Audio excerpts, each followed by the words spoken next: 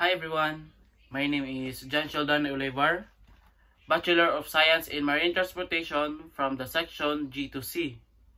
So, how important is the ship's stability? So today, I'm going to explain that to you. A ship's stability is absolutely important for safe operation as it prevents a ship from capsizing. So capsizing is very dangerous, especially if your ship is capsizing, because it could endanger your crew or it could lead to disaster. So another one is it maintains equilibrium.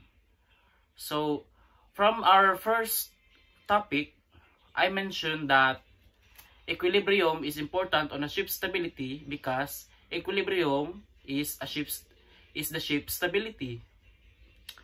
So the third one is it allows for safe cargo handling, and lastly, allows the ship to withstand strong waves and currents. So as we all know that there are various weather in a sea. So we can't predict the ship. We can't predict the weather in navigating. So now we're all clear. I am now going to present to you my reporting today, titled The Basic Nomenclature for Initial Stability of a Ship. So first, what is nomenclature of a ship's stability? So let me tell you. Nomenclature is used to describe and analyze a ship's stability to remain upright or stable in various sea conditions. This involves understanding the force. How amazing, isn't it, that there are actually forces that act on a ship's stability? So now, we're going to break down that one by one.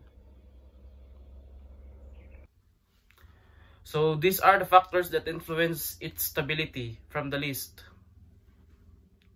It includes the first one is GM, metacentric height, the distance between the center of the gravity and the metacenter. The most important factor for initial stability, as a higher GM means metacenter is further above, making it more stable. The second one is kg, height of the center of the gravity. Kg is the height of the ship's center of the gravity above the keel. A lower kg indicates a lower center of gravity, improving stability. The third one is km, height of metacenter. It represents the distance between the keel and metacenter. It's influenced by the ship's design. A ship with a wider beam will have a higher km, increasing stability. Kb, height of the center of buoyancy. Kb is the distance between the keel and the center of buoyancy. K represents the keel and the B represents the center of buoyancy. As the ship loads cargo, its draft raises the center of buoyancy and increasing Kb. Another one is GZ, righting lever. GZ is a righting moment of the force that acts to return the ship to its upright position when it tilts. So when it tilts, GZ is the force that acts on a ship that keeps the ship to its normal position. Another one is B, or the center of buoyancy. B is the point where the buoyant force acts on a ship.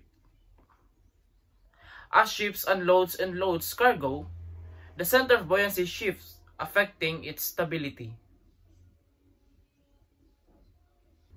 The seventh one is metacenter. Is the point that determines the ship's initial stability. It is influenced by the shape of the ship's hull. Metacenter. A ship with a wider beam will have a higher metacenter. 8 is G, or the center of gravity. It is a point where the weight of the ship is concentrated. A ship with a low center of gravity is more stable than one with high.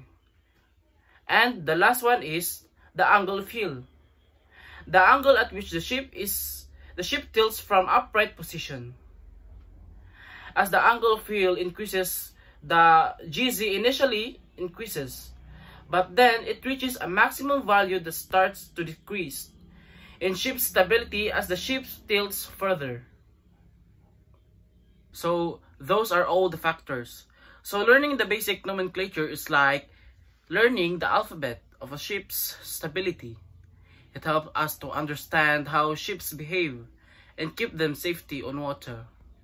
So the melacentric height, or the GM, is a key measure of how stable the ship. A larger GM means the ship is more resistant to small disturbance and will return to upright position more quickly. The second one is the initial stability. So for me, this refers to the ship's resistance to small tilting force. It's about how well the ship resists initial tilting. So the third one is overall stability.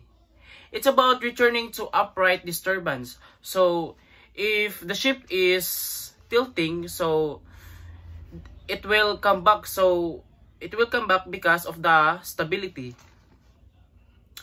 So the last one is the three main factors that influence the stability of the ship. First is the hull shape.